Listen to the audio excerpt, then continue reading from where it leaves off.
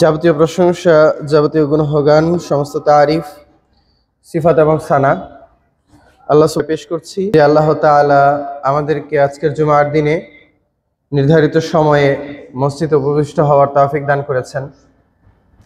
সে আল্লাহ তাআলার শুকরিয়া আদায় করার নিমিত্তে আমরা কালিমাতুশ শুকরিয়া পাঠ পড়ছি আলহামদুলিল্লাহ। অগণিত দুরূদ এবং সালাম পেশ করছি আমাদের সর্বশ্রেষ্ঠ নবী সাইয়্যিদুল মুরসালিন খাতামুন নবিয়্যিন মুস্তাফা মুহাম্মদ রাসূলুল্লাহ সাল্লাল্লাহু আলাইহি ওয়াসাল্লামের উপর। অতঃপর দুরূদ পেশ করছি তার পরিবারবর্গ এবং সকল সাহাবায়ে কেরামের উপর। আমরা পড়ছি আল্লাহুম্মা সাল্লি আলাইহিম আল্লাহুম্মা বারিক আলাইহিম। সম্মানিত উপস্থিতি, মুসলিনে কেরাম, আমি এই সপ্তাহে আমপাড়া তেলাওয়াত করতে গিয়ে একটি আয়াতে এসে আটকে যাই এবং এই আয়াতটি আমাকে অনেক ভাবায়। সেই আয়াতটা পড়ে মনে হচ্ছিল যে আল্লাহ তাআলা যেন আমার সাথে কথা বলছেন, আমাকে কিছু জিজ্ঞাসা করছেন, আমার কাছ থেকে কিছু জানতে চাইছেন। সেই আয়াতটি হলো আল্লাহ তাআলা বলছেন, ইয়া আইয়ুহাল ইনসান মা গররাকা বিরাব্বিকাল কারীম আল্লাযী খালাকাকা ফাসাওয়াকা ফাআদালাক ফি আইয়ি সূরাতিন মা শাআ রাক্কাবাক। আল্লাহ তাআলা এই আয়াতে বলছেন যে হে মানুষ, কোন জিনিসটা তোমাকে আল্লাহ তাআলার থেকে, রব্বে কারিম থেকে গাফেল করে রেখেছে? কোন জিনিসটা তোমাকে রব্বে কারিম থেকে, তার ইবাদত করা থেকে, তার জিকির করা থেকে তোমাকে পথভ্রষ্ট করে রেখেছে? আল্লাযী খালাকাক, যে রব্বে কারিম তোমাকে সৃষ্টি করেছেন, ফাসাওয়াকা ফাআদালাক, তিনি তোমাকে সুন্দরভাবে গঠন করেছেন, তোমাকে আকৃতি দিয়েছেন, তোমাকে শক্তিশালী করেছেন, তোমাকে দৃঢ় বানিয়েছেন। ফি আইয়ি সূরাতিন মা শাআ রাক্কাবাক, যে আকৃতিতে তিনি পছন্দ করেছেন, তার পছন্দসই সুন্দর আকৃতিতে তিনি তোমাকে গঠন করেছেন, তোমাকে আকৃতি দান করেছেন। সেই আল্লাহ তাআলার, সেই রব্বে কারিমের মনোযোগ থেকে, ইবাদত থেকে, তার জিকির এবং তার স্মরণ থেকে কোন জিনিসটা তোমাকে গাফেল করে রেখেছে? এই আয়াত পড়ার পরে আমিও চিন্তা করতে থাকলাম যে সত্যিই তো আল্লাহ তাআলা যেন আমাকে জিজ্ঞাসা করছেন যে কি সেই কারণ, যেই কারণে তুমি তোমার রবের প্রতি সম্পূর্ণ মুখাপেক্ষী হতে পারছো না? কি সেই কারণ যার দরুন তুমি তোমার রবের ইবাদত থেকে এখনো গাফেল? সেই আমার প্রশ্ন যদি আমি আপনাদের কাছে পৌঁছিয়ে দেই, যেহেতু কোরআনের মধ্যে আল্লাহ তাআলা এই কথা বলেছেন, তার মানে প্রশ্নটা কেবল আল্লাহ আমাকে করেন নাই, আপনাকেও করেছেন। আল্লাহ তাআলা এখানে আহ্বান জানিয়েছেন হে মানুষ বলে, ইয়া আইয়ুহাল ইনসান, হে সকল মানুষ। প্রত্যেকের কাছে এক এক করে প্রশ্ন, প্রত্যেকটা ব্যক্তির কাছে আমি আল্লাহ তাআলার প্রশ্ন, কোন জিনিসটা তোমাকে রব্বে কারিম থেকে গাফেল করে রেখেছে? এই প্রশ্ন আল্লাহ তাআলা এখন আপনাকে করছেন এবং এই মুহূর্তে আপনার জবাব দেওয়ার সুযোগ আছে।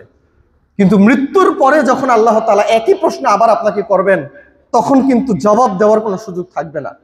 সেজন্য আজকেরই আপনার এই প্রশ্নের জবাবটা খুঁজে নেন যে কি জন্য আমি আপনি এখনো আল্লাহ রাব্বুল আলামিন থেকে গাফেল?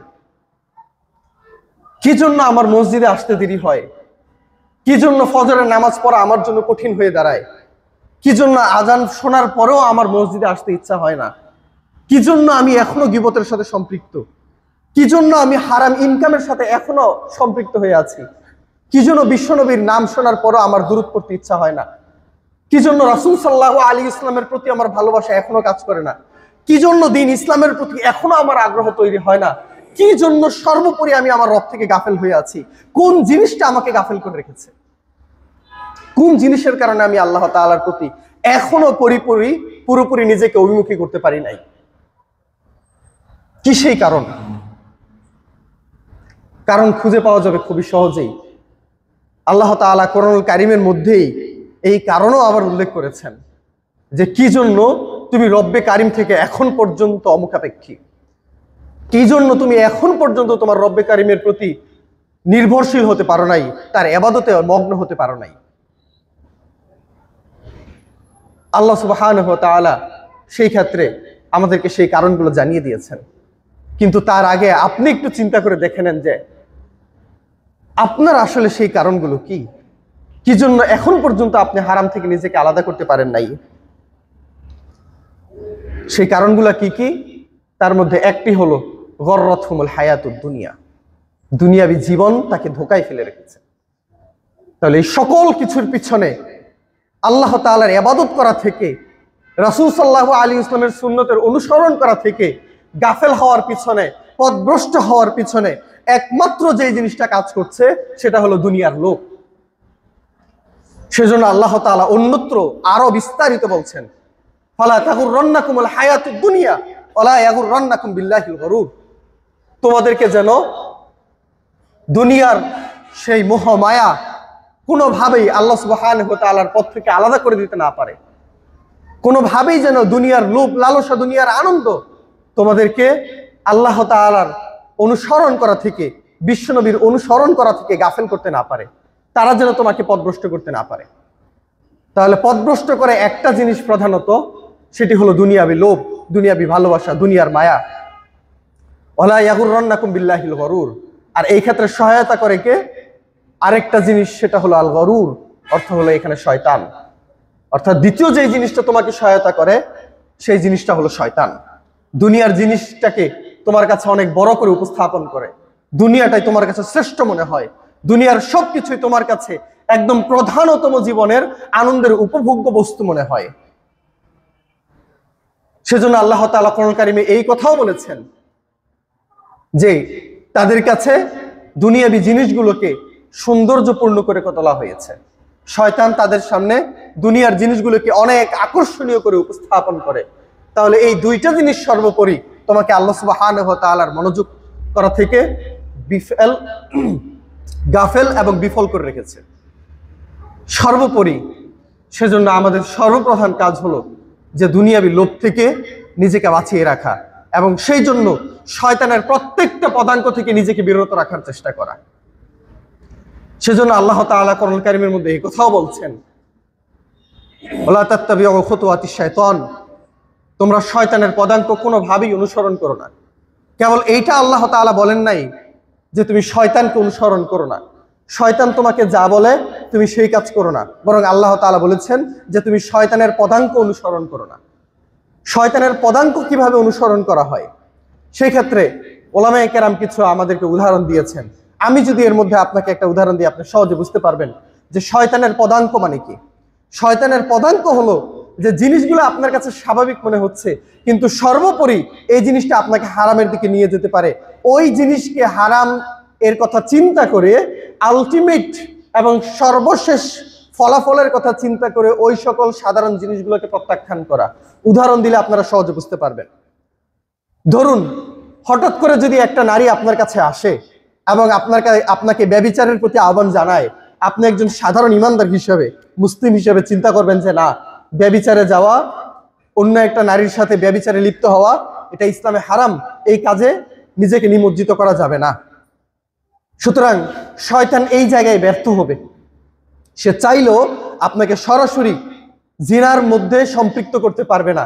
তো শয়তান সেই ক্ষেত্রে তার স্ট্র্যাটেজি ফলো করে, তার কিছু ম্যানুভার, তার কিছু রণকৌশল রয়েছে, সেই কৌশল এবং চক্রান্ত সে ফলো করে, এবং সেই ফলো করা চক্রান্তের মধ্যে আমরা ডুবে যাই এবং আমরা সেগুলো ফলো করি।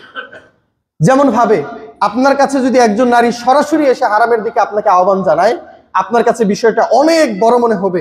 সেই জায়গা থেকে আপনি ওইটাকে হয়তো বা একজন এভারেজ মুসলিম হিসেবে সেটাকে প্রত্যাখ্যান করবেন। কিন্তু সেটা সিরিয়ালি আসে। যেমন একজন নারী আপনার সাথে হঠাৎ করে দেখা করলো, আপনার মোবাইল নাম্বার চাইলো যে তার কিছু বিষয়ে কিছু হেল্পের প্রয়োজন। আপনি চিন্তা করবেন যে হ্যাঁ, একজন নারীকে হেল্প করা অথবা তার সাথে একটু কথা বলা, এটা তো আর বড় কোনো বিষয় না, ঠিক আছে, তাহলে তার সাথে একটু কথা বলাই যেতে পারে, ফোনে যেহেতু কথা বলছি। আপনি শুরু করলেন তার সাথে ফোনে কথা বলা। হঠাৎ করে সে আপনাকে একদিন আহ্বান জানালো যে আমরা একটু কি সরাসরি বসে কথা বলতে পারি না? সোজা কথায় আমাদের ইংরেজি ভাষায় যেটাকে ডেটিং বলা হয়। আপনি চিন্তা করলেন যেই নারীর সাথে ফোনে কথা বলতে পারি, তার সাথে একটু ডেট করলে, একটু কথা বললে কি এবার সমস্যা হতে পারে। আপনি শুরু করলেন তার সাথে ডেট করা, তার সাথে দেখা সাক্ষাৎ করা। এক পর্যায়ে আপনাদের সম্পর্ক একদিক থেকে আগাতে থাকলো, আগাতে আগাতে এমন এক জায়গায় পৌঁছে গেল যে এই মুহূর্তে এই মহিলা আপনাকে বলছে যে আমরা একটু রাত্রি যাপন করতে চাই, আমরা ব্যভিচারের সাথে লিপ্ত হতে চাই। কিন্তু এই সময়টাতে এসে আপনি ব্যভিচারের প্রতি রাজি হয়ে যাবেন। কেন? কারণ যদিও প্রাথমিক অবস্থায় ব্যভিচার আপনার কাছে অনেক বড় পাপ মনে হচ্ছিল, কিন্তু শয়তান প্রাথমিক এক এক স্টেপ করে আপনাকে হারামের কাছে নিয়ে যে এমন জায়গায় এসে ছেড়ে দিয়েছে, ঠিক যেমনই ভাবে আপনার কাছে ফোনে তার সাথে কথা বলা স্বাভাবিক মনে হচ্ছিল, ছোটখাটো গুনাহ মনে হচ্ছিল, ওই টাইমে ব্যভিচার করাটাও আপনার কাছে ছোট গুনাহই মনে হবে। এটা হলো শয়তানের পদাঙ্ক অনুসরণ করা। সেজন্য আল্লাহ সুবহানাহু ওয়া তাআলা আপনাকে আহ্বান জানিয়েছেন যে আপনি যেন হারামের সাথে সম্পৃক্ত না হন, আপনি যেন শয়তানের অনুসরণ না করেন, এমনকি আপনি যেন শয়তানের পদাঙ্কও অনুসরণ না করেন। অর্থাৎ যেই জিনিস শয়তানি কাজের সাথে আপনাকে সর্বশেষ চূড়ান্ত টাইমে সম্পৃক্ত করে ফেলবে, ওই ধরনের সকল কাজ থেকে নিজেকে বিরত রাখতে হবে। আজকে অনেক মানুষের প্রশ্ন যে কেন গান বাজনা ইসলামের মধ্যে হারাম, কেন ইসলামের মধ্যে গান বাজনাকে হারাম করা হয়েছে? তার অন্যতম উত্তর আমি যদি এক কথায় দেই, তাহলে তার উত্তর হবে গান বাজনা দিন শেষে মানুষকে ব্যভিচারের দিকে নিয়ে যায়। যারা ব্যভিচারের সাথে সম্পৃক্ত তারাই কেবলমাত্র গান বাজনার ভিতরে একদম ডুবে থাকে, এবং যারা গান বাজনার সাথে সম্পৃক্ত থাকে তাদের কাছে ব্যভিচারগুলো একদম সামান্যতম জিনিস মনে হয়। গান বাজনা মানুষকে কন্ট্রোল করতে পারে, এবং আপনারা যে সকল সেলিব্রিটিস দেখতে পান, যে সকল মানুষেরা, যে সকল লোকগুলো গান বাজনার সাথে সম্পৃক্ত, ব্যভিচারের দিক থেকে দেখুন তারাই সবচাইতে বেশি এগিয়ে আসে, তারাই আপনাকে ব্যভিচারের দিকে নিয়ে যায়। যারা গান বাজনা করে, যারা কনসার্ট করে, যারা নাইট ক্লাবের আয়োজন করে, তারাই কিন্তু দিন শেষে আপনাকে ব্যভিচারের দিকে নিয়ে যাচ্ছে। তো গান বাজনার সর্বশেষ চূড়ান্ত জায়গা হলো যে সে আপনাকে হারামের দিকে নিয়ে যাচ্ছে, একদম চূড়ান্ত পর্যায়ের পাপাচারের দিকে নিয়ে যাচ্ছে। এই জন্য ওয়ালা তাকরাবুজ জিনা, তোমরা ব্যভিচারের নিকটবর্তীও হইও না। সুতরাং ব্যভিচার তোমাকে যেই যেই দিকে নিয়ে যেতে পারে সবকিছু থেকে নিজেকে বিরত রাখার চেষ্টা করো।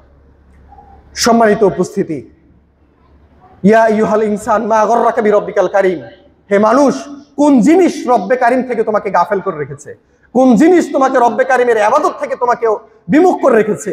এই ক্ষেত্রে এই দুইটা উত্তর আল্লাহ তাআলা অন্যত্র দিয়েছেন। একটা হলো শয়তান, আর একটা হলো দুনিয়াবি জায়গা, দুনিয়াবি লোভ লালসা, দুনিয়াবি আকাঙ্ক্ষা এবং আনন্দ।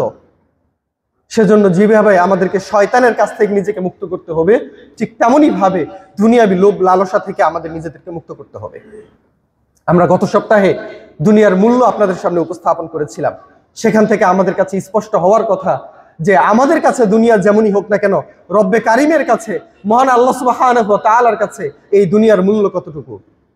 মহান রব্বে কারিম এই দুনিয়াকে ততটুকু মূল্য প্রদান করেন না যতটুকু মূল্য আপনি মাছির ডানাকে প্রদান করেন। রব্বে কারিম আল্লাহ সুবহানাহু ওয়া তাআলা দুনিয়াকে ততটুকু মূল্য প্রদান করেন না যতটুকু মূল্য আপনি একটা মরা ছাগলের প্রতি প্রদর্শন করেন। রব্বে কারিম দুনিয়াকে ততটুকু মূল্য প্রদান করেন না যতটুকু পানি আপনার হাতে উপস্থাপিত হয়ে যায় সমুদ্রের তুলনায়, সমুদ্র থেকে আপনার আঙুল ডুবিয়ে তোলার পরে। তাহলে আল্লাহ সুবহানাহু ওয়া তাআলার কাছে এইটাই হলো দুনিয়ার মূল্য, কিন্তু মানুষের কাছে আজকে দুনিয়ার মূল্য অনেক।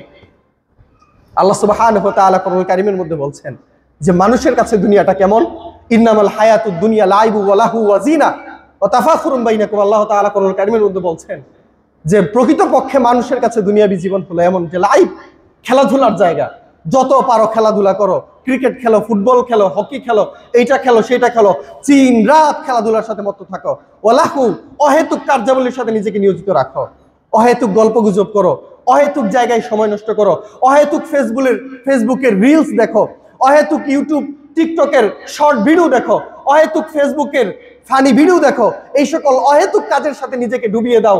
এইটাই হলো দুনিয়াবী জীবন। আল্লাহ তাআলা এই কথা কোরআনুল কারীমের মধ্যে বলছেন। আপনি কিভাবে দুনিয়াকে দেখেন এই কথাই আল্লাহ তাআলা এখানে বলছেন যে আপনার কাছে দুনিয়াটা হলো খেলতামাশার জায়গা, অহেতুক কার্যাবলী করার জায়গা। এজন্যই আজকে খেলাধুলা আপনার কাছে প্রিয়। অহেতুক কার্যাবলীর সাথে নিজেকে সম্পৃক্ত করে নেওয়া আপনার কাছে সবচাইতে আনন্দতম জিনিস।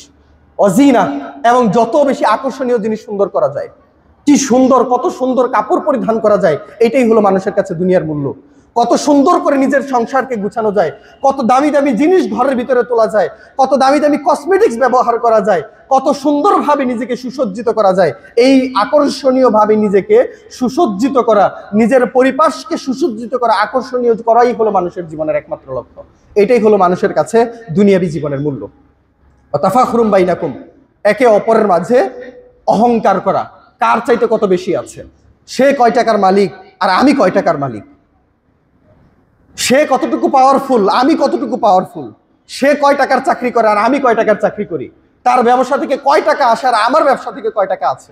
তার ছেলে কি করে আর আমার ছেলে কি করে, তার ওয়াইফ কেমন আর আমার ওয়াইফ কেমন, তার সামাজিক স্ট্যাটাস কি আর আমার সামাজিক স্ট্যাটাস কি, তার বিল্ডিং কয়তলা আর আমার বিল্ডিং কয়তলা, তার ফ্ল্যাট কয়টা আর আমার ফ্ল্যাট কয়টা। সকল দিক থেকে মানুষের কাছে দুনিয়া হলো কেবলমাত্র একে অপরের সাথে অহংকার করা, দাম্ভিকতা প্রদর্শন করা। এটা হলো মানুষের কাছে দুনিয়া, এইটাই হলো মানুষের কাছে দুনিয়া। এইভাবেই মানুষ দুনিয়াকে প্রাধান্য দিয়ে থাকে। আল্লাহ সুবহানাহু ওয়া তাআলা বলছেন যে আসলে দুনিয়া কেমন। এই আয়াতের ভিতরেই আল্লাহ তাআলা উদাহরণ দিচ্ছেন যে আসলে দুনিয়াকে কিভাবে দেখা উচিত। তোমরা দুনিয়াকে যেরকমটা ভাবছো যে যত বেশি আকর্ষণীয় জিনিস গ্রহণ করা যায়, যত বেশি খেলাধুলায় মত্ত থাকা যায়, যত বেশি অহেতুক কাজের সাথে নিজেকে সম্পৃক্ত করা যায়, এজন্যই দুনিয়া। আসলে কি দুনিয়া এমন? আসলে দুনিয়াটা কেমন এর উদাহরণ আল্লাহ তাআলা এই আয়াতের মধ্যে দিচ্ছেন। যে আসলে দুনিয়ার উদাহরণ হলো একজন কৃষকের শস্য ক্ষেত্রের মতো, যে শস্য ক্ষেত্রে কোনো বৃষ্টি এসেছে, বৃষ্টির কারণে শস্য ক্ষেত্রের মধ্যে প্রচুর পরিমাণে ফলন হয়েছে, এত বেশি ফলন হয়েছে যে এখন ওই কৃষক তার ফলন দেখে আনন্দিত হয়ে গেছে।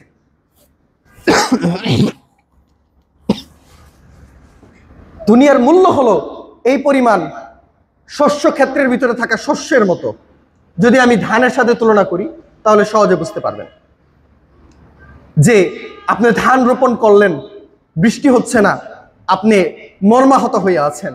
হঠাৎ করে বৃষ্টি হলো, ধানের গোছা বড় হয়ে গেল, প্রচুর পরিমাণে সবুজ হয়ে গেল, সেখান থেকে বড় বড় ধানের শীষ বের হচ্ছে, আপনি আনন্দিত হয়ে গেলেন। এই কথাও আল্লাহ তাআলা বলছেন যে আপনি যখন দেখলেন আপনার এত সুন্দর সুন্দর শস্য হচ্ছে, আপনার ধানের শীষগুলো প্রচুর পরিমাণে ধান নিয়ে উঠছে, আপনি আনন্দিত হয়ে গেলেন। আল্লাহ তাআলা এটাকে দুনিয়ার সাথে তুলনা করেছেন যে সেটা হঠাৎ করে প্রচুর পরিমাণে রোপণ করলো, প্রচুর পরিমাণে ফল প্রদান করলো, কিন্তু যখন আপনি সেখান থেকে ফল উত্তোলন করলেন, তারপর সেটাকে ছেড়ে দিলেন, দেখা গেল দিন শেষে ওই সবুজ রং আর ওই ধানের সাথে থাকছে না, সেটা হলুদ হয়ে গেছে। সেই ধানের চারার সাথে যে সবুজ রং ছিল, ধীরে ধীরে ওই সবুজ রংটা শেষ হয়ে গেছে। এই ধান, এই ধানের চারা, এই ধানের ডানটি আর এখন কোনো কাজে আসছে না।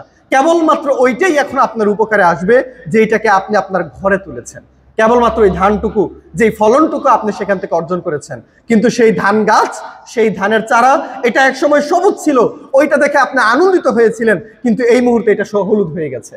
এখন এখান থেকে আর কোনোভাবেই দ্বিতীয়বার আর কোনো ফলন আসবে না, এখান থেকে আর কোনো ফলন আসবে না। আল্লাহ তাআলা এইটাকে দুনিয়ার সাথে তুলনা করেছেন। আল্লাহ তাআলা উদাহরণ দিয়ে বুঝাচ্ছেন যে আর কিভাবে বোঝানো সম্ভব। এইটার দিকে তাকাও, এইটাই হলো দুনিয়া। এই ধানের চারা গাছটাই হলো দুনিয়া। যেই চারা গাছের পিছনে একবার বৃষ্টি আসার কারণে সে খুব ফুলে ফেপে উঠেছিল, প্রচুর পরিমাণে ফলন দিতে সে সক্ষম হয়েছে, প্রচুর পরিমাণে ধান দিতে সক্ষম হয়েছে। তুমি তোমার ধান তোমার ঘরে উত্তোলন করেছো বটে, কিন্তু যেই জিনিসটা একসময় ধান দিতে সক্ষম হয়েছে, ওই জিনিসটা এই মুহূর্তে অকেজু, সে আর কোনোভাবেই তোমাকে ধান দিতে পারবে না। এইটাই হলো তোমার দুনিয়া। আজকে যেই দুনিয়াতে তুমি বসবাস করছো, হতে পারে দুনিয়াটা তোমার কাছে খুব আনন্দজনক মনে হচ্ছে, হতে পারে দুনিয়াটা তোমার কাছে খুব আনন্দদায়ক মনে হচ্ছে, কিন্তু মনে রাখতে হবে এই দুনিয়াটা হলো তোমার ফসল তোলার টাইম। যখন ফসল চলে আসবে, ফসল চলে আসার পরে ঠিক যেরকম ভাবে ধানের চারাটা হলুদ হয়ে যাবে, ওইটাকে আর কোনোভাবেই কাজে লাগানো যাবে না। ওইখান থেকে আর নতুন ভাবে কোনো রকম পদ্ধতিতেই আর নতুন করে ফসল উৎপাদন করা যাবে না। এই দুনিয়া থেকে একবার ফসল তুমি নেওয়ার পরে আর দ্বিতীয়বার সেই সুযোগ পাওয়া যাবে না। এটাই হলো তোমার একমাত্র সুযোগ, একমাত্র টাইম। সেদিন কিয়ামতের দিন আমরা যখন আল্লাহ সুবহানাহু ওয়া তাআলার সামনে গিয়ে দাঁড়াবো, আল্লাহ সুবহানাহু ওয়া তাআলা বলছেন তাদের মধ্যে যারা পাপিষ্ঠ বান্দা, তারা আল্লাহ সুবহানাহু ওয়া তাআলার কাছে আরজি করবে যে আল্লাহ, দুনিয়াটা আমাদেরকে আরেকবার দাও। আল্লাহ, তুমি আমাদেরকে দুনিয়াটা আরেকবার পাঠিয়ে দাও দুনিয়ায়। আমরা দুনিয়ায় যেতে চাই এবং আমরা তোমাকে আশ্বস্ত করছি, শতভাগ গ্যারান্টি দিচ্ছি, ইন্না মুকিনুন, শতভাগ গ্যারান্টি দিচ্ছি যে আবার দুনিয়াতে ফিরে গিয়ে সবচাইতে ভালো ভালো কাজগুলো বেছে বেছে করব, দুনিয়ার মোহের সাথে নিজেকে সম্পৃক্ত করব না, দুনিয়ার মায়ায় পড়ে যাব না, তোমার ইবাদতের প্রতি নিজেকে মশগুল রাখবো, তোমার প্রতি আমি আবার ফিরে আসবো, আর একটাবার তুমি আমাকে দুনিয়ায় ফিরে যাওয়ার সুযোগ দাও। আল্লাহ তাআলা কি সুযোগ দিবেন? না। নাকিসু রুউসিহিম ইনদা রাব্বিহিম, মাথাটা অবনত করে তারা আল্লাহ তাআলার কাছে চাইবে, মাথাটা অবনত হয়ে যাবে। কাঠগড়ায় আসামির মাথা কি উঁচুতে থাকে নাকি নিচুতে থাকে? নিচুতে থাকে। আল্লাহ তাআলা বুঝাচ্ছেন যে ওই কিয়ামতের দিনে তুমি নিজেকে অপরাধী বুঝতে পারবা, তোমার মাথাটা লজ্জায় নিচে চলে আসবে। অন্যত্র আসছে মানুষের সামনে যখন কিয়ামতের দিন ৯৯টা ভলিউমে তার পাপগুলোকে উপস্থাপন করা হবে, সেদিন লজ্জায় তার মস্তক অবনত হয়ে যাবে, তার মস্তকগুলো গলে গলে তারপর নিচ দিয়ে পড়ে যাবে, শুধুমাত্র তার লজ্জার কারণে। যেই আল্লাহ সুবহানাহু ওয়া তাআলা আমাকে দুনিয়াতে এত কিছু প্রদান করলেন, সেই আল্লাহ তাআলার নাফরমানি করেছি আমার জীবনের প্রতিটা সেকেন্ডে, প্রতিটা জায়গায় আমি আল্লাহ তাআলার অবাধ্যতা করেছি। লজ্জায় মানুষের মাথাটা নিচে চলে আসবে, তাদের মস্তকগুলো পর্যন্ত গলে গলে নিচে পড়ে যাবে কেবলমাত্র লজ্জার কারণে। আল্লাহ তাআলা বুঝাচ্ছেন যে সেই দিন তুমি অবনত হবা, সেই দিন তুমি লজ্জিত হবা, অপমানিত হবা, but that will not benefit you that time. ওই টাইমে এটা তোমার কোনো কাজে আসবে না। ওই অবনত হওয়া, ওই টাইমে রিয়েলাইজ করো, অনুধাবন করতে পারা যে জীবনে যা করেছিলাম ভুল করেছিলাম, দুনিয়ার কোনো মূল্য ছিল না, আসলেই দুনিয়া ছিল নিছক, কিন্তু ওই টাইমে এই চিন্তা করে আর কোনো কাজে আসবে না।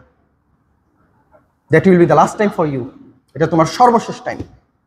সেজন্য তুমি কি ফসল তুলছো এইটাই সবচাইতে বেশি গুরুত্বপূর্ণ বিষয়। যখন তুমি মৃত্যুর পরে যাবা, সেই মৃত্যুর টাইমেও 3টা জিনিস তোমার সাথে যাবে।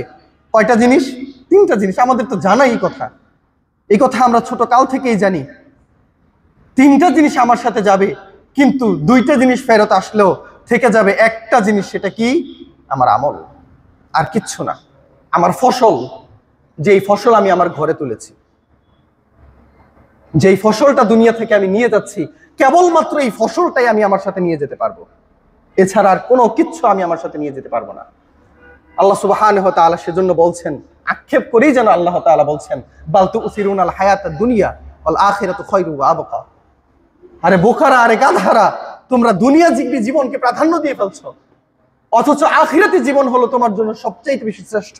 আখিরাতি জীবন হলো চিরস্থায়ী, আর তুমি দুনিয়ার মোহের মধ্যে পড়ে গেছো। সেজন্য সেই সময় আসার পূর্বে আমার ফসলটা যেন ভালো হয়। ধানের মধ্যে যেমন চিটা চলে আসে, আমার আমলের মধ্যে যেন কোনো চিটা না থাকে, আমার আমলের মধ্যে যেন কোনো রকমের ঘাটতি না থাকে, সেইটার দিকে লক্ষ্য করতে হবে। আপনি বীজ রোপণ করলেন, ধান উৎপাদন করলেন, কিন্তু ধানের তুলনায় যদি চিটা বেশি হয়ে যায়, তাহলে কি আপনি লাভবান না ক্ষতিগ্রস্ত? ঠিক এরকম ভাবে আপনি এই মুহূর্তে ফসল তুলছেন, এটা আপনার ফসল তোলার টাইম। যদি আপনার নেক আমলের তুলনায় আপনার বদ আমলের পরিমাণ বেশি হয়ে যায়, তাহলে মনে রাখতে হবে আপনার ধানের তুলনায় আপনার চিটা বেশি হয়ে যাচ্ছে। এটা আমার কথা না, এটা আল্লাহর কথা। যে উদাহরণ আল্লাহ তাআলা কোরআনুল কারীমের মধ্যে দিয়েছেন, যে এইটাই হলো তোমার দুনিয়া, এই দুনিয়া হলো তোমার ফসল তোলার মতো, এই দুনিয়া হলো তোমার চারা গাছের মতো। এটা এই মুহূর্তে সবুজ আছে, কিন্তু অল্প সময়ের মধ্যেই এটা ডাস্টবিনে পরিণত হবে। এটা এমন একটা জিনিসে পরিবর্তন হবে যেটার প্রতি তোমার বিন্দু মাত্র কোনো মূল্য নেই, এটা তুমি নিজে অনুধাবন করতে পারবা। সম্মানিত উপস্থিতি, সেজন্য দুনিয়া বিমুখ আমাদেরকে হতে হবে। দুনিয়া বিমুখ হওয়ার কিছু পদ্ধতির কথা আমি এই মুহূর্তে বলে আমার আলোচনা সমাপ্ত করতে চাই। দুনিয়া বিমুখ হওয়ার কিছু পদ্ধতি রয়েছে, সেই পদ্ধতির মধ্যে কিছু গুরুত্বপূর্ণ পদ্ধতির ব্যাপারে আমি আপনাদের সামনে উপস্থাপন করব। তার মধ্যে প্রথম যেটা আমি বলতে চাই, সেটা হলো দুনিয়ার আনন্দের সর্বশেষ চূড়ান্ত সীমা অনুধাবন করতে পারা। যে আমি যদি আজকে দুনিয়ায় থাকি, আমি প্রচুর পরিমাণে আনন্দ করলাম, কিন্তু এই আনন্দের সর্বশেষ সমাধানটা কি? আপনি এই মুহূর্তে বারে গেলেন, আপনি নাইট ক্লাবে গেলেন, আপনি সিনেমা হলে গেলেন, আপনি সেখানে আনন্দ করলেন, কিন্তু সেখান থেকে বাড়ি ফিরে আসার পরে এই আনন্দটা কি আপনার ভিতরে থাকে না? আনন্দ ফিকে হয়ে যায়। দুনিয়ার আনন্দ হলো ক্ষণস্থায়ী। আপনি যতক্ষণ সেইটার সাথে থাকবেন, ততক্ষণ পর্যন্তই আপনার কাছে আনন্দজনক মনে হবে, কিন্তু সেটা থেকে বের হয়ে আসার পরে এই আনন্দ আপনার হৃদয়ের ভিতরে থাকবে না, কেবলমাত্র থেকে যাবে ওই আনন্দের মাধ্যমে করা আপনার পাপগুলো। কেবল পাপগুলো থেকে যাবে, সেই আনন্দ আর থাকবে না। সেজন্য দুনিয়া থেকে মানুষ প্রচুর পরিমাণে আনন্দ করে যাওয়ার পরে যখন কিয়ামতের দিনে আল্লাহ সুবহানাহু ওয়া তাআলা তাকে জাহান্নামের ভিতরে ঢুকাবেন, জাহান্নামের নিকটবর্তী হওয়ার পরে যখন তাকে জিজ্ঞাসা করা হবে যে দুনিয়াতে তুমি কি পরিমাণ আনন্দ করেছিলে, সে দুনিয়ার সকল আনন্দ ভুলে গিয়ে বলবে যে আল্লাহ, দুনিয়াতে আমি কোনোদিন বিন্দু মাত্র সুখ পাই নাই। সে বলবে যে আমি না পাইলাম দুনিয়াতে সুখ, না পাইলাম আমি আখিরাতে সুখ। তাহলে দুনিয়াতে আপনি আনন্দ করার পরেও আপনি কিয়ামতের দিন সেই আনন্দ অনুধাবন করতে পারবেন না। এমনকি দুনিয়ার আনন্দ এমন যে দুনিয়ার আনন্দ আপনি দুনিয়াতেই অনুধাবন করতে পারবেন না। আজকে প্রতিটা মানুষ সুখের পিছনে দৌড়াচ্ছি, প্রত্যেকটা মানুষ সুখের পিছনে দৌড়াচ্ছে। একজন মানুষ কেন টাকা দান করতে চান না? কারণ তিনি মনে করেন যে এই টাকা দিয়ে তিনি সুখ ক্রয় করতে পারবেন। একজন মানুষ কেন আল্লাহ সুবহানাহু ওয়া তাআলার ইবাদত করেন না? কেন আজান হওয়ার পরেও নির্দিষ্ট সময় আপনি মসজিদে উপস্থিত হতে পারেন নাই? কারণ আপনি মনে করেন যে এই মুহূর্তে যদি আমি মসজিদে না গিয়ে একটু ব্যবসা করি, আরো বেশি কাজ করি, তাহলে আমি বেশি ইনকাম করতে পারবো, ওই টাকা দিয়ে আমি সুখ কিনতে পারবো। আমি যদি পরিবারের সাথে থাকি, পরিবারের সাথে ঘুরি, আড্ডা দেই, তাহলে ওইটার মাধ্যমে আমি সুখ অর্জন করতে পারবো। কিন্তু চূড়ান্ত সুখ এবং চূড়ান্ত সফলতা এখানে নেই। এবং বাস্তবতা হলো এই যে দুনিয়াতে যতই মানুষ চেষ্টা করে না কেন সুখের ভিতরে থাকার, ততই সে সুখ কিনার বিনিময়ে আসলে সে অশান্তি ক্রয় করে। উদাহরণস্বরূপ, আপনি টাকা ইনকাম করছেন সুখে থাকবেন বলে, কিন্তু টাকা ইনকাম করার জন্য আপনাকে সুখ ছেড়ে কষ্টের ভিতরে যেতে হচ্ছে। টাকা ইনকাম করার জন্য আপনাকে আরামদায়ক জায়গা ছেড়ে কষ্টের ভিতরে নিপতিত হতে হচ্ছে। তাহলে সুখ কেনার জন্য আমরা আরাম থেকে বেরামে যাচ্ছি, কিন্তু সুখ আমরা ক্রয় করতে পারছি না। সেজন্য দুনিয়াতে আপনি কোনোদিন সুখ অর্জন করতেও পারবেন না। সুখ একমাত্র জান্নাতের ভিতরে, একমাত্র শান্তি হলো জান্নাতে।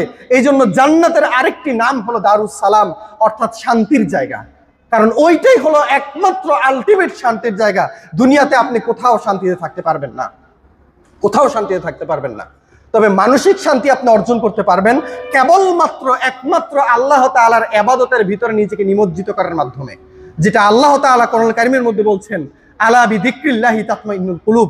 যদি তুমি তোমার হৃদয়কে প্রশান্ত করতে চাও, প্রকৃতপক্ষে সুখ তুমি কোনো দিনও খুঁজে পাবে না।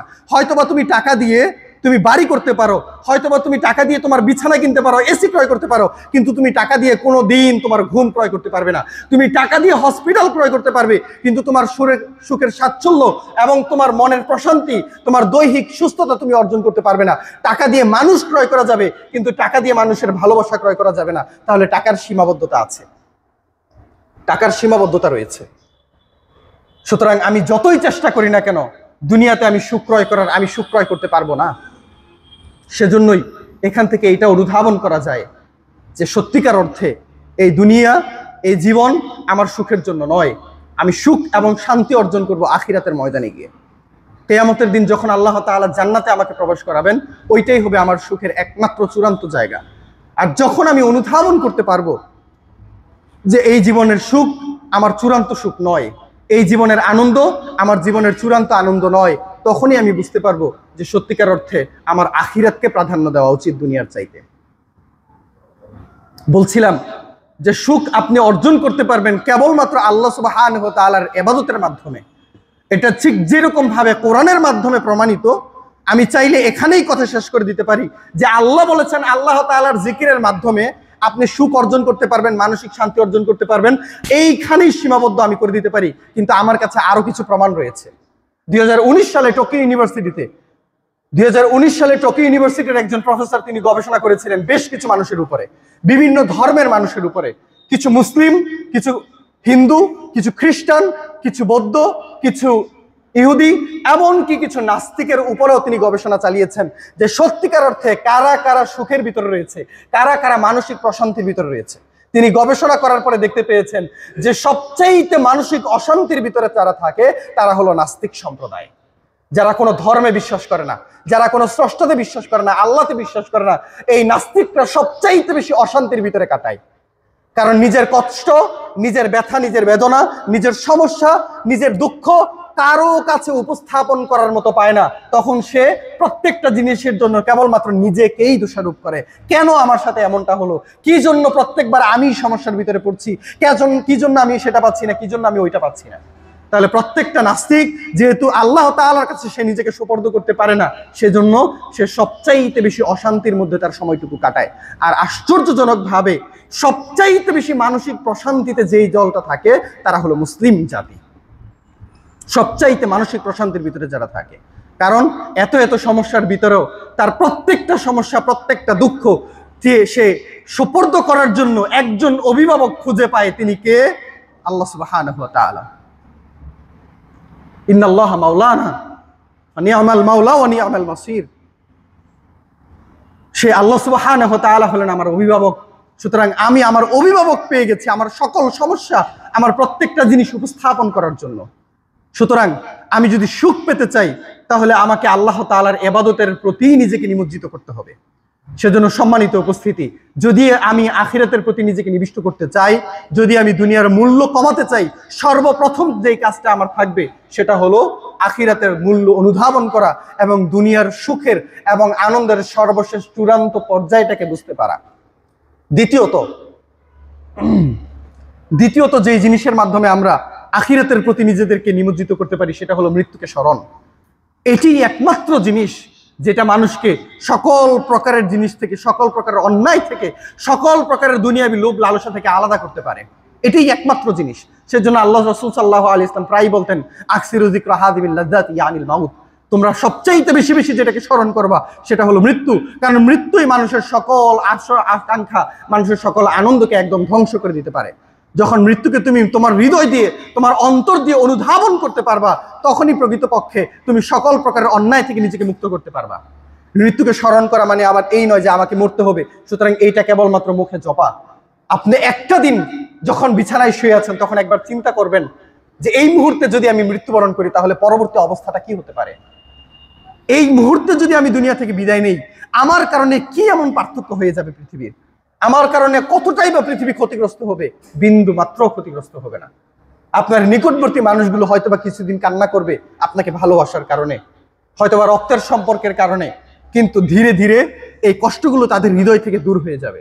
আপনিও এই পর্যন্ত অনেক নিকটবর্তী মানুষকে হারিয়েছেন, কিন্তু তারা মৃত্যুবরণ করার টাইমে যেই পরিমাণ তারা কষ্ট করেছে, যেই পরিমাণ কষ্ট আপনি আপনার হৃদয়ে পেয়েছিলেন, এখন কি সেই কষ্ট আপনার হৃদয়ে নিয়ে আপনি ঘুরে বেড়ান?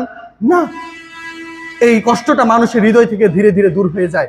আপনি মৃত্যুবরণ করার পরে হয়তোবা চিন্তা করবেন যে আপনার পরিবার কান্না করবে, কিন্তু নির্দিষ্ট একটা সময়ের পরে আর তারা কান্না করবে না, কারণ আল্লাহ তাআলাই তাদেরকে আপনার ব্যাপারে ভুলিয়ে দিবেন, আর নয়তো তারা জীবনযাপন করতে পারবে না। তাহলে সামান্যতম পরিবর্তন ছাড়া আর কিছুই হবে না। সুতরাং মৃত্যুকে আমাদেরকে স্মরণ করতে হবে। আমরা যতটা মৃত্যুকে স্মরণ করতে পারবো ততটাই আমরা আল্লাহ সুবহানাহু ওয়া তাআলার প্রতি অভিমুখী হতে পারবো। তৃতীয়ত যে জিনিসটার কথা বলবো সেটি হলো বিলাসিতা কমানো। আজকে আমাদের মাঝে দুনিয়াটা এত রং তামাশার জিনিস হয়ে গেছে, কিভাবে দুনিয়ার প্রত্যেকটা স্বাদ আস্বাদন করা যায় সেইটার পিছনে আমরা ছুটছি। একটা আয়াত পড়ে আমি অবাক হয়ে গেলাম, এই আয়াত তো এর আগেও পড়েছি, কিন্তু এইভাবে কোনোদিন আমি ভেবে দেখি নাই। এই আয়াতটা, এই কথাটা হুদ আলাইহিস সালাতু ওয়াস সালাম তার জাতিকে বলছিলেন। এই কথাটা আল্লাহ তাআলা কোরআনুল কারীমের মধ্যে নিয়ে এসেছেন। হুদ আলাইহিস সালাতু ওয়াস সালামের কথা আল্লাহ তাআলা আমাদের জন্য কোরআনুল কারীমের মধ্যে নিয়ে এসেছেন। হুদ আলাইহিস সালাতু ওয়াস সালামকে আল্লাহ তাআলা একটা জাতির কাছে পাঠিয়েছিলেন। সেই জাতিটা কি? আদ জাতি। এই আদ জাতি ছিল পৃথিবীর সবচাইতে শক্তিশালী জাতির একটা। তাদেরকে আল্লাহ তাআলা এত শক্তি প্রদান করেছেন যেই শক্তি অন্য কোনো জাতিকে এই পর্যন্ত প্রদান করেননি। তারা ছিল নূহ আলাইহিস সালাতু ওয়াস সালামের বংশধর, এবং তাদেরকে এত পরিমাণে শক্তি আল্লাহ তাআলা প্রদান করেছেন। কোরআনুল কারীমের মধ্যে আছে, ওই যে বাতাসতুম জাব্বারিন, যখন তোমরা কোনো কিছুকে ধরো তখন তোমরা খুব শক্তির মাধ্যমে আঁকড়ে ধরো। তাফসীর ইবনে কাসিরের মধ্যে এসেছে যে এই আদ জাতি তাদের দাবি, আল্লাহ তাআলার দাবি অমান্য করার কারণে আল্লাহ সুবহানাহু ওয়া তাআলা তাদের কাছে বাতাস পাঠিয়েছিলেন। অফি আদিন ইয আরসালনা আলাইহিম রিহাল আকিম, আদের কথা স্মরণ করো যখন আল্লাহ সুবহানাহু ওয়া তাআলা তাদের কাছে শক্তিশালী বাতাস পাঠিয়েছিলেন। তাফসীর ইবনে কাসিরের মধ্যে এসেছে যে আল্লাহ তাআলা তাদের প্রতি এত পরিমাণে শক্তিশালী বাতাস পাঠিয়েছিলেন যে তাদের গলা ছিঁড়ে গিয়েছিল, কিন্তু তারা যেই লাঠি ধরেছিল নিজেদেরকে স্থিতিশীল রাখার জন্য, সেই লাঠিকে তারা ছেড়ে দেয়নি। এত শক্তিশালী ছিল এই আদ জাতি। এই আদ জাতির একটা স্বভাব ছিল, তারা পাথর কেটে, বড় বড় পাথরের পাহাড় কেটে কেটে তারপর তারা বাড়ি বানাতো। বড় বড় পাথরের পাহাড় তারা কেটে কেটে তারপর বাড়ি বানাতো। কারণ সাধারণভাবে স্বাভাবিকভাবে যদি আপনি বাড়ি বানান তাহলে সেই বাড়ি ভেঙে যেতে পারে, কিন্তু পাহাড় কেটে, পাথর কেটে যদি আপনি বাড়ি বানান এই বাড়ি ভাঙার কোনো সুযোগ নেই। তখন হুদ আলাইহিস সালাতু ওয়াস সালাম তাদেরকে দেখে বলছিলেন, তাত্তাখিযুনা মাসানিআ লাআল্লাকুম তাখলুদুন, তোমরা এমন ভাবে বাড়ি করছো মনে হচ্ছে যে তোমরা চিরকাল দুনিয়াতে থেকে যাবে। তোমরা এমন ভাবে বাড়ি বানাচ্ছ মনে হচ্ছে যে তোমরা চিরকাল দুনিয়াতে থেকে যাবে। তোমরা দুনিয়া থেকে যাবে না, তোমরা কোনোদিন মৃত্যুবরণ করবে না। এই আয়াতের দিকে এসে, এই আয়াতের দিকে তাকিয়ে আমি অবাক হয়ে গেলাম যে তারা একটা জাতি, তারা পাহাড় কেটে তাদের বাড়ি বানাচ্ছে যাতে তাদের বাড়িটা কোনো রকম ভাবে ধ্বংস না হয়ে যায়, ছোটখাটো বাতাস এসে যেন তাদের বাড়িটা ভেঙে চুরে না যায়, এই জন্য তারা পাহাড় কেটে ঘর বানাচ্ছে। আর তাদের প্রত্যুত্তরে একজন নবী এই কথা বলছেন যে তোমাদের বাড়ি ঘর দেখে মনে হচ্ছে যে তোমরা যেন দুনিয়া থেকে কোনোদিন মৃত্যুই বরণ করবে না। এই আয়াতের দিকে তাকানোর পরে মনে হলো যে হুদ আলাইহিস সালাম যদি আমাদের টাইমে আসতেন, তিনি যদি আমাদের সময় এসে আমাদের ঘর বাড়িগুলা দেখতেন, আমাদের বিলাসিতা দেখতেন, আমাদের চিন্তা ভাবনা দেখেন, তিনি যে কি বলতেন আমি এটা কল্পনাই করতে পারি না, কল্পনাই করা যায় না। আমাদের বাড়ি ঘরের দিকে তাকালে, আমাদের জীবনযাপনের দিকে তাকালে কোনোভাবেই চিন্তা করার কোনো সুযোগ নাই যে আমরা এই চিন্তা করি যে আমাদেরকে দুনিয়া থেকে বিদায় নিতে হবে। সবকিছু আমাদের লং টাইম চিন্তা ভাবনা যে কিভাবে চিরকাল আমি দুনিয়া থেকে বেঁচে যাব। এমন ভাবে আমরা বাড়ি করছি, 10 তলা 5 তলা, হাজার কোটি টাকার মালিক হওয়ার পরেও মানুষ এখনো দুনিয়ার পিছনেই লেগে আছে, যেন সে চিরকাল দুনিয়াতে থাকবে এবং চিরকাল সে এই অর্থ ব্যয় করবে। সুতরাং দুনিয়ার ব্যাপারে যদি আমি নিজের অবস্থাকে স্থির করতে চাই, তাহলে আমার বিলাসিতা দুনিয়া থেকে কমাতে হবে। আমি বিলাসিতার কথা বলছি, আমি অবশ্যই এই কথা বলছি না যে আপনার সকল প্রকারের দুনিয়ার মোহমায়া ত্যাগ করতে হবে, আমি এই কথা বলছি না। আমি বলছি আপনার বিলাসিতা কমাতে হবে। আপনি পোশাক পরিধান করেন, কিন্তু আপনি এমন ভাবে পোশাক পরিধান করিয়েন না, এত পরিমাণ পোশাক পরিধান করিয়েন না যেটা আপনাকে বিলাসিতার দিকে নিয়ে যায়। 4-5টা কাপড় হলে মানুষের জন্য যথেষ্ট, কিন্তু আজকে মানুষের আলমারি ভর্তি কাপড়, এরপরও দিন রাত কাপড় পরিধানই করছি, ক্রয়ই করছি। 1000-2000 টাকার পাঞ্জাবি শার্ট প্যান্ট হলে যথেষ্ট, কিন্তু মানুষ 30-40-50 হাজার টাকা দিয়ে বড় বড় ব্র্যান্ডের না হলে যেন তাদের গায়েই পছন্দ না। এই হলো আজকের মানুষের অবস্থা। সম্মানিত উপস্থিতি, এই জন্য আমাদেরকে দুনিয়াবী অবস্থা অনুধাবন করতে হবে। এবং সর্বশেষ যে কথা আমি বলতে চাই, যেটা আপনাকে ডিরেক্টলি টার্গেট করবে, যেটা ডিরেক্টলি আপনার জীবনে বাস্তবায়িত হবে, সেই জিনিসটার ব্যাপারে আমি বলবো সেটা হলো জিহাদি চিন্তা ভাবনা, মনোভাব রাখা। যদি আমি জিহাদি মনোভাব আমার হৃদয়ের ভিতরে রাখি, তাহলে এটা ডিরেক্টলি কাজ করবে। এটা আমি আমার জীবন থেকে বলছি, এটা আমার ব্যক্তিগত অভিজ্ঞতা থেকে বলছি। কিছু কথা আভ্যন্তরীণ কথা বললে মনে হবে যে আমি হয়তোবা নিজের ব্যাপারে বাড়িয়ে বলছি অথবা নিজের প্রশংসা করছি, সেজন্য কিছু কথা বলতে পারছি না। কিন্তু এইটুকু অন্তত পক্ষে আমি আমার অভিজ্ঞতা থেকে আপনাদেরকে বলতেই পারি, যদি আল্লাহ অভিমুখী হতে চান, যদি সত্যিকার অর্থে আল্লাহ তাআলার ইবাদতে নিজেকে মশগুল করতে চান, যদি সত্যিকার অর্থেই আখিরাতকে প্রাধান্য দিতে চান, তাহলে অবশ্যই অবশ্যই আপনাকে যেটার প্রতি অভিমুখী হতে হবে সেটা হলো জিহাদি মনোভাবনা অন্তরের ভিতরে পোষণ করা। আর আমি আজকে বলবো যে বাংলাদেশের মানুষের জন্য আজকে বর্তমানে জিহাদি মনোভাবনা পোষণ করা তো পরের কথা, এমনকি জিহাদে নিজেকে উপস্থিত করাও সহজ হয়ে দাঁড়িয়েছে। আজকে আমরা আমাদের বাংলাদেশের আকাশের মধ্যে কালো মেঘ দেখতে পাচ্ছি, আজকে আমাদের বাংলাদেশের কঠিন অবস্থা আমরা আমাদের স্বচক্ষে দেখতে পাচ্ছি। সেজন্য সেই জায়গা থেকে আমি আপনাদেরকে সতর্ক করে দিতে চাই, সেই কথা যেই কথা বিশ্বনবী আমাকে জানিয়েছেন, যেই ব্যাপারে বিশ্বনবী আমাদেরকে সতর্ক করেছেন, যেই ভবিষ্যৎবাণী বিশ্বনবী আমাকে দিয়েছেন, আপনাকে দিয়েছেন, সেই ভবিষ্যৎবাণীর ব্যাপারে আমি আপনাদেরকে স্মরণ করিয়ে দিতে চাই। আর সেটি হলো গাজওয়াতুল হিন্দ, অর্থাৎ ভারতের সাথে আমাদের যুদ্ধ। আল্লাহ রাসূল সাল্লাল্লাহু আলাইহি ওয়াসাল্লাম এই কথা আমাদেরকে জানিয়েছিলেন আজ থেকে 1400 বছর পূর্বে। আবু হুরায়রা রাদিয়াল্লাহু তাআলা আনহু বলছেন যে ওয়াদানা রাসূলুল্লাহ সাল্লাল্লাহু আলাইহি ওয়াসাল্লাম গাজওয়াতুল হিন্দ, বিশ্বনবী সাল্লাল্লাহু আলাইহি ওয়াসাল্লাম আমাদের কাছে প্রতিশ্রুতি দিয়েছেন, তিনি শপথ করে অঙ্গীকার করেছেন যে অবশ্যই অবশ্যই মুসলিমদের সাথে ভারতের হিন্দুদের যুদ্ধ ঘটবেই ঘটবে। এই কথা আল্লাহ রাসূল সাল্লাল্লাহু আলাইহি ওয়াসাল্লামের ব্যাপারে বলছেন যে বিশ্বনবী প্রতিশ্রুতি দিয়েছেন আমাদেরকে এই ব্যাপারে। এবং বিশ্বনবী এই কথাও বলেছেন, সাহাবা রাদিয়াল্লাহু তাআলা আনহু বলছেন যে উসবাতান, 2 দলের ব্যাপারে আমি তোমাদেরকে জানিয়ে যাচ্ছি, এই 2টা দলের সাথে যারা যুদ্ধ করবে, এই 2টা দলের ভিতরে যারা অন্তর্ভুক্ত হবে, আল্লাহ সুবহানাহু ওয়া তাআলা তাদেরকে জাহান্নামের আগুন থেকে রক্ষা করবেন। এই 2টা দলের ব্যাপারে আল্লাহ রাসূল সাল্লাল্লাহু আলাইহি ওয়াসাল্লাম বলছেন, আবারও বলছি, বিশ্বনবী বলছেন 2টা দলের ব্যাপারে তোমাদেরকে বলে যাচ্ছি, এই 2টা দলের সাথে যারা সম্পৃক্ত হবে আল্লাহ তাআলা তাদেরকে জাহান্নামের আগুন থেকে রক্ষা করবেন, এই ব্যাপারে প্রতিশ্রুতি দিয়ে যাচ্ছি। এর মধ্যে একটি দল হলো যে এই দলটা উসবা কানু মা ঈসা ইবনে মারিয়াম আলাইহিস সালাতু ওয়াস সালাম, এর মধ্যে একটা দল হলো যে দলটা ঈসা ইবনে মারিয়াম আলাইহিস সালাতু ওয়াস সালামের সাথে থাকবে, যে দলটা ঈসা আলাইহিস সালাতু ওয়াস সালামের সাথে থেকে মুসলিমদের পক্ষে কাফেরদের বিরুদ্ধে যুদ্ধ করবে, এই একটা দল। আরেকটা দলের ব্যাপারে বিশ্বনবী প্রথমেই বলেছেন, আর সেটা হলো উসবাতু গাজওয়াতুল হিন্দ, এই দল যারা গাজওয়াতুল হিন্দে ভারতের সাথে মুসলিমদের যুদ্ধে যারা সেখানে সম্পৃক্ত হবে। সুতরাং আমরা এই অবস্থা আজকে অবলোকন করছি, আমরা সেটা অনুভব করছি এবং সেটা আমরা অনুধাবন করতে পারছি যে যে কোনো মুহূর্তে আজকে বাংলাদেশের মানুষের সাথে, বাংলাদেশের মুসলিমদের সাথে ভারতের যুদ্ধ লেগে যেতে পারে। এবং সেই যুদ্ধ এখনো আমরা যদি বলি যে শুরু হয় নাই, সেটা হয়তো বা আমাদের ভুল ধারণা হতে পারে, বরং যুদ্ধ আরো অনেক আগ থেকেই শুরু হয়ে গেছে। এবং সেই যুদ্ধের প্রথম বাংলাদেশি শহীদ যদি আমি বলি, তাহলে আমি সেটা বলবো আবরার। এবং দ্বিতীয় শহীদ যদি আমি বলি, তাহলে আমি বলবো আমাদের অ্যাডভোকেট আলিফ, যাকে গত কয়েকদিন আগে নির্মমভাবে হত্যা করা হয়েছে।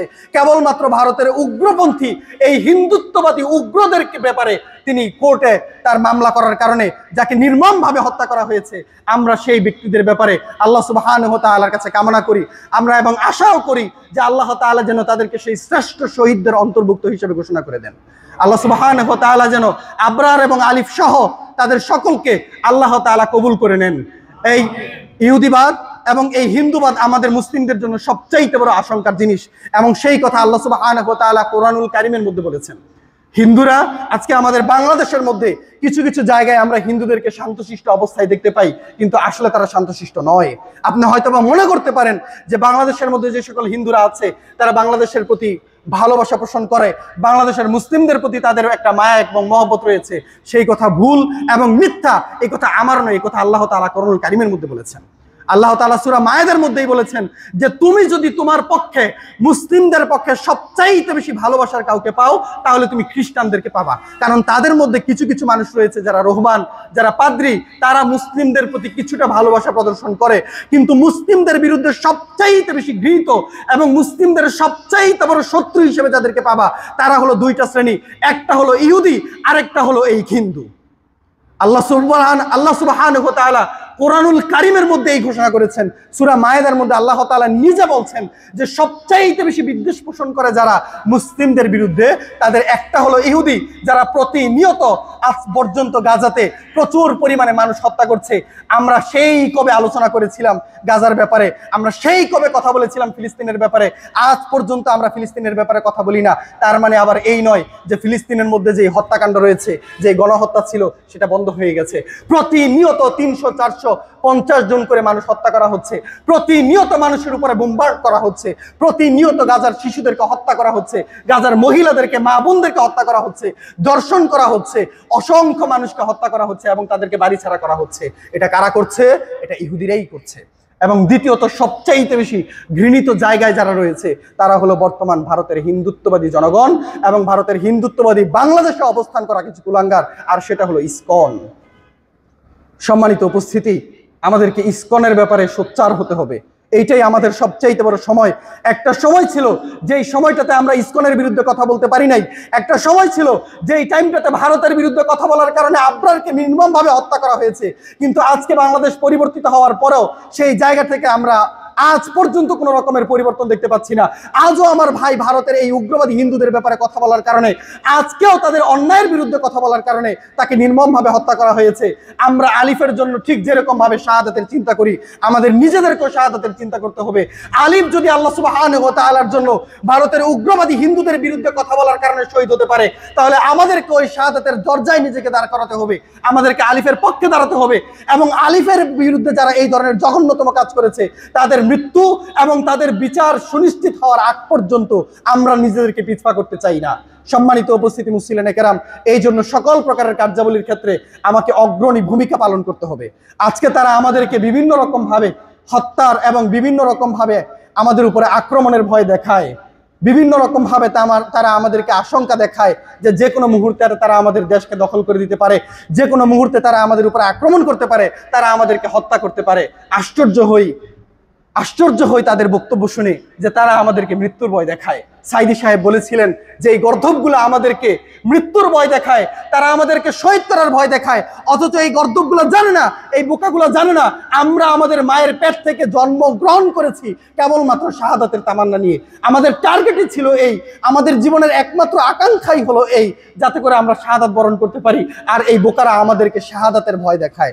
এইটাই তো আমাদের জীবনের একমাত্র পাওনা। আমরা আমাদের দ্বীন ইসলামের জন্য আমাদের জীবনগুলোকে আল্লাহর রাস্তায় ছেড়ে দিতে পারি, আমাদের দেশ রক্ষা করার জন্য আমরা আল্লাহ রাস্তায় আমাদের জীবনকে ছেড়ে দিতে পারি, তাহলেও আমি শহীদ। সুতরাং আমার শাহাদাতই একমাত্র কাম্য জিনিস। এই শাহাদাতের ব্যাপারে আমাদেরকে ভয় দেখিয়ে লাভ নেই। আমরা আল্লাহ সুবহানাহু ওয়া তাআলার কাছে দোয়া করব, আল্লাহ সুবহানাহু ওয়া তাআলা যেন আমাকে, আপনাকে, বিশেষ করে আমাকেও আল্লাহ তাআলা যেন এই দলের অন্তর্ভুক্ত করেন। আমিও যেন এই হিন্দুত্ববাদী উগ্র জাতির বিরুদ্ধে দাঁড়িয়ে আল্লাহ সুবহানাহু ওয়া তাআলা যদি চান, তাহলে তিনিও যেন আমাকে শহীদ হিসেবে গ্রহণ করেন, আমাদের সকলকে যেন আল্লাহ তাআলা শহীদ হিসেবে গ্রহণ করেন। আমরা যেন আল্লাহ সুবহানাহু ওয়া তাআলার রাস্তায় এক হয়ে দাঁড়াতে পারি এবং শাহাদাতের তামান্না নিয়ে জিহাদের তামান্না নিয়ে দুনিয়া থেকে বিদায় নিতে পারি। আল্লাহ সুবহানাহু ওয়া তাআলা আমাদের সকলকে সেই তৌফিক দান করুন।